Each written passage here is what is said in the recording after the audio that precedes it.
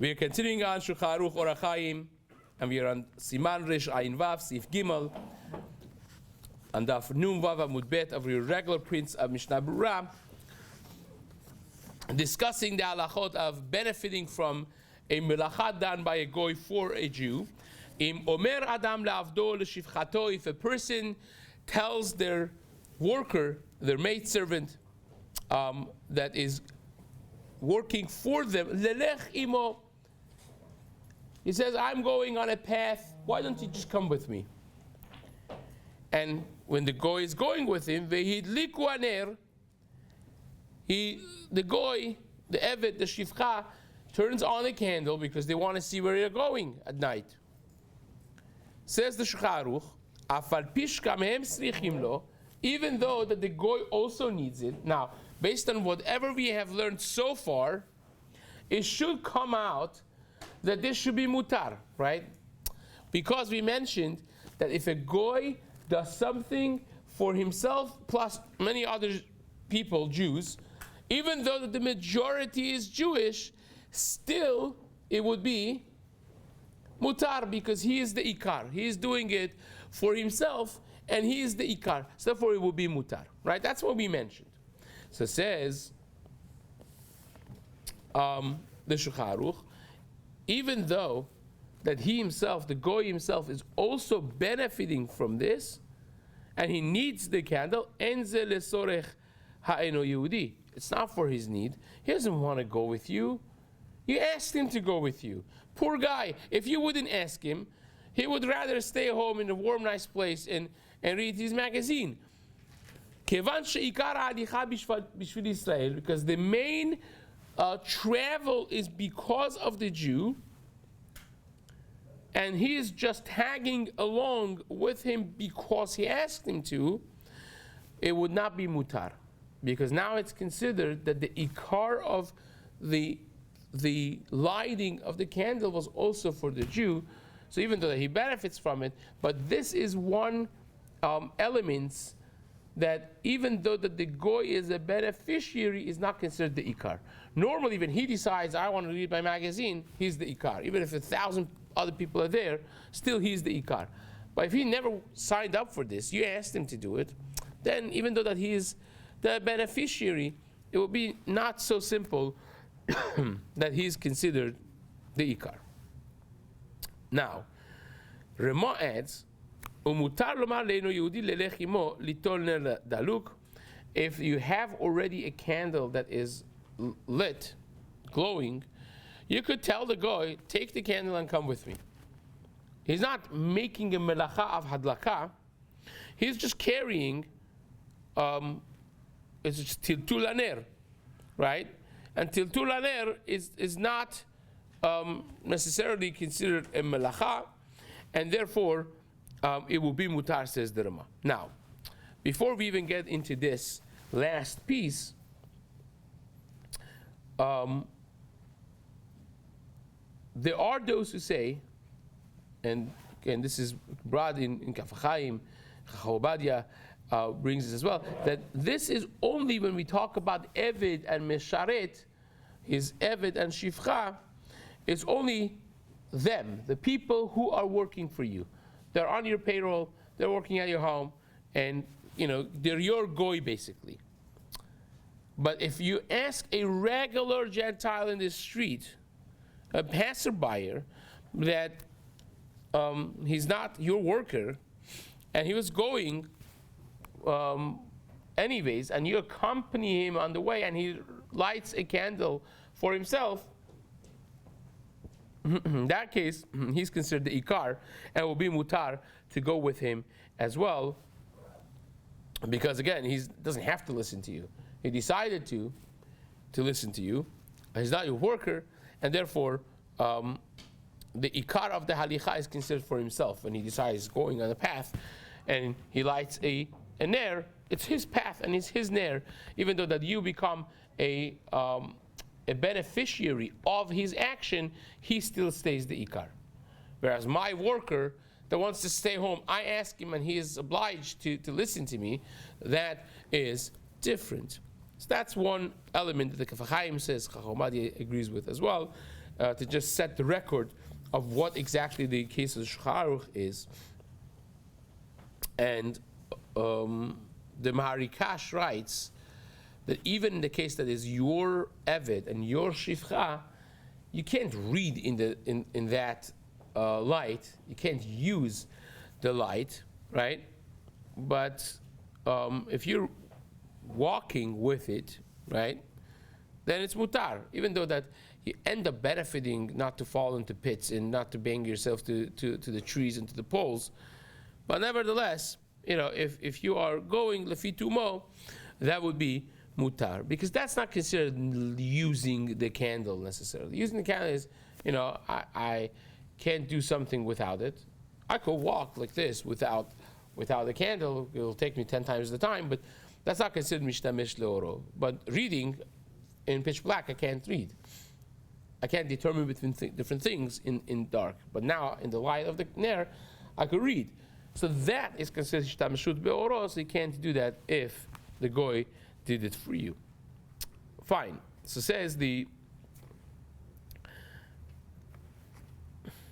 Mishna Berura,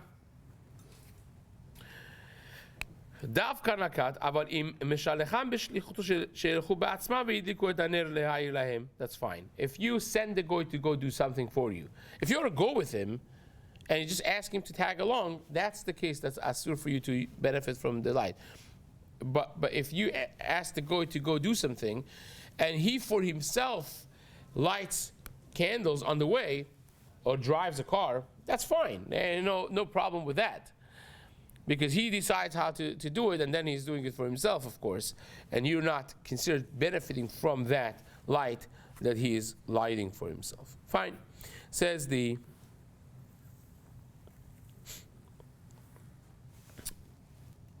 Mishna Berura, this that is mutar, to tell a goy to take along a candle that is already lit, this, says the Chafetz Chaim, you cannot tell to Amaretz, you can't tell to ignorant people. You cannot tell this to ignorant people. Because they'll understand the intricacies and the subtlety of the halachot, and they may come to mix this up with other things that be mekel way more. Right? Now, what is the scenario? If you want to go to the attic, to the basement, right, and you need the goy to come with you to have some light, so you have a lit candle already, and he takes it and he comes with you carrying the lit candle. And it doesn't make a difference if this is a wax candle, a paraffin candle, or an oil candle. All of it is mutar. Now, of course, if you have a choice, choose the wax candle because it's less of an issue of hadlaka. And if you end up with a shemen, with a lamp that's using liquid fuel, so then better to walk slowly and not run, says the Chafetz Chaim. This way, you're preventing the movement of the liquid fuel inside, which would be madlik and mechabeh at all times. So that don't do that, and you'll be in a better shape. Now, says the Mishna Berura, tiltul haner be'alma, that this is mutar because it's just carrying the candle, right? Rotzel lomar, says the Chafetz Chaim, this means hoil, because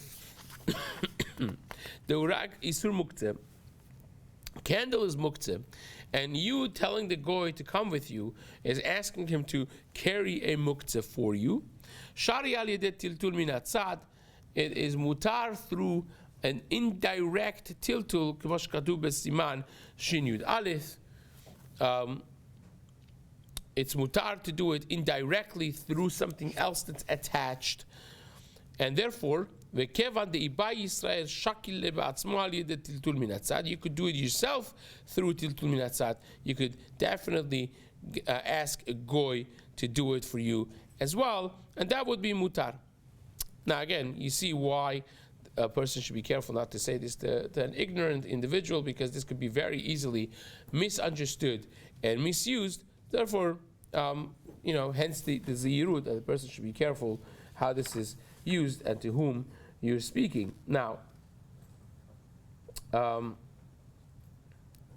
Matei Yehuda, Rabbi Yehuda Ayash, also explains this, the Rav of Algeria. He explains the same way, basically, that it's mutar for the Jew to do tiltul min hatzad. And also he says there's another reason that the goy needs it himself as well. He's coming with you, he needs it.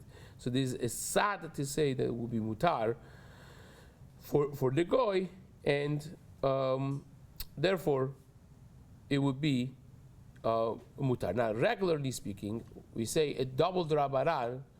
For instance, a goy amira la'akum in tiltul muktzeh, which is shavut dishvut, a double drabaran, only would be mutar b'makom mitzvah, right? But here, the Isur of muktzeh is a little different, because it doesn't have ikar min haTorah. It's a less of an issue than a regular shvut, says the Matei Yehuda here, and therefore it's only asur because of gezerah. Maybe you could come to isur deoraita. That's why it's asur. So hence, it itself intrinsically would not be asur if it's not because of a gezerah, because of the concern we have that's going to end with the deoraita. Therefore, the shvut, when one of the shvuts is muktzeh, is a little easier, says the Matei Yehuda. And again, Chomadia discusses this as well at length, which is not the time for it. Now, that brings us to Seif Dalit, that says, Im yesh ner bebet Yisrael, if you have a candle, a lamp that's lit in the house of the Jew, uba elo Yehudi vehidlik ner acher, and the goy comes and says, it's dim, and he lights another candle. So now it's geschmack, it's nice. Fine. So far that's fine, because you could have done everything that you want to do, even with the one ner that you had before. Okay?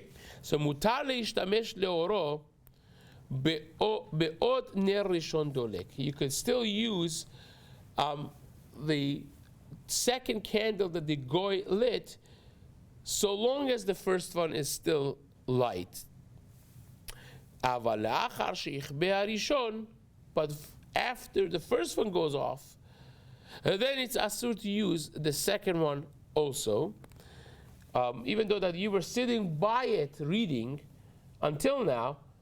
You were not by the first one, so you were technically using the light of the second one, but all of a sudden, now that you can't sit in this room because it would not be lit, the room, without the work of the goy, because the first candle you had went off, so now you can't use the second one either. So it says, the Shulchan Aruch, if the goy comes and says, well, there's only 1 hour worth of fuel left in this lamp, here it is, another 2 hours worth of oil he put in. Right? So it says the Shulchan Aruch, you could use the 1 hour that would have been the remaining level of oil in the candle, in the lamp, but after the 1 hour finishes, it's asur.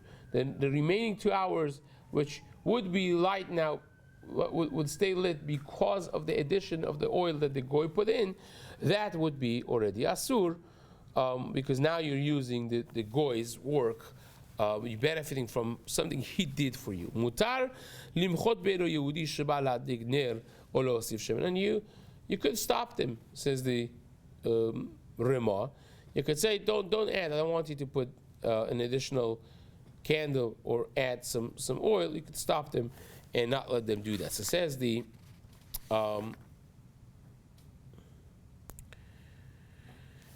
Mishna Berura. That's mutar to use the light of the second one, so long as the first light's still lit. רוצה לומר, הפתעתה על ידי הנר הזה שהדליק בשביל ישראל נתגדלה, or even though that's nicer, you're sitting by the ner, the second ner, and you're using it, it's nice, beautiful ambience, the additional thing that he did, still would be mutar. Because you could have used the room with the same usage with one candle also. ומיירק שהיה יכול מתחילה במקום הזה על כל פנים לענות קצת לאור הנר הראשון ולכן שרי. In the place that he's sitting, you could have done what you're doing right now, even with the first candle alone. It would have been hard, maybe, it's not the light doesn't come fully there, but you could have done it. Now it's very gishmak. You're mamash sitting under the second lamp. You're doing something that's mutar. Reading, it's not so pashut. We had before because shemayate, but you could do the ishtamashut that you're allowed to do in the way you were allowed to do it with the second candle. So says the Mishna Berura, and if it is a bonfire that was made from Erev Shabbat, and the Yehudi, the Goy comes and he puts a bunch of new wood on the bonfire for the Jew, then it's asur leitchamem kenedat, and then you cannot use that to warm yourself up until the wood that he has put in the beginning would burn out, right? וקודם שיכלו, יש להתיר לעת הצורך, right? It's the same thing over there as well. Before your original wood goes off, it's still mutar when you need to, but afterwards, then it will be asur because you're directly benefiting from the goy's work. So says the one more piece over here that is mutar to stop the goy. The salkadata chabina, we would have thought maybe it's asur. That you shouldn't talk about lighting, not lighting to goy at all. It's coming to teach you now. It's mutar. Says, I don't want you to touch this. I don't want you to add oil. I don't want you to light anything for me. Umikevan the michabo. Once you told him, I don't want you to do it, and you showed him that you are not interested in his addition, in his work. Even though that he the goy ended up doing it anyways, it's considered that the goy did it for himself. You may end up actually benefiting from it. He said, look, I don't want you to do this for me. And he goes and does it anyways. Now it's considered that the goy did it for himself, and you could actually use that. Even though that if you wouldn't say that, you would not be able to use it because it would be considered that he did it for you. But here you told him, don't do it for me. If he did it anyways, it's considered that he did it for himself, and then you could use the light of that candle. Even if the candle, the lamp belongs to the Jew, in the house of the Jew, still would be mutar. That's only if you don't trick and use this macha'a, quote unquote, rejection to benefit from it afterwards. We're talking about the case that he sincerely said, I don't want you to do anything, and then he did it anyways. So that concludes Seif Dalet. B'ezrat Hashem, we will continue with Seif Hey in the days to come. Hazak u'beruch.